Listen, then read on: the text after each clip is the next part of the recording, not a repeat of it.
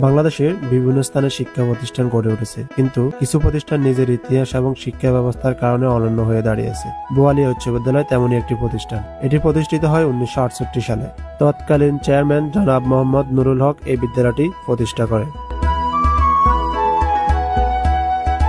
বোয়ালিয়া উচ্চ বিদ্যালয় প্রতিষ্ঠা ছিল এক যুগান্তকারী পদক্ষেপ, যার উদ্দেশ্য ছিল সমাজের প্রান্তিক জনগণের কাছে শিক্ষার আলো পৌঁছে দেওয়া। বিদ্যালয়টির প্রতিষ্ঠাতাগণ ও স্থানীয় সমাজসেবী ব্যক্তিদের নেতৃত্বে এটি শুরু হয়েছিল।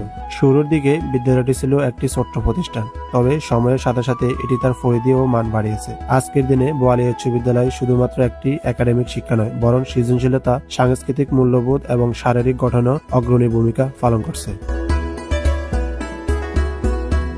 স্কুল লাইফ, যেখানে আমরা শুধু পড়াশোনা শিখিনি, এখানে শিখেছি জীবনটাকে কিভাবে সুন্দর ও অর্থপূর্ণভাবে কাটানো যায়।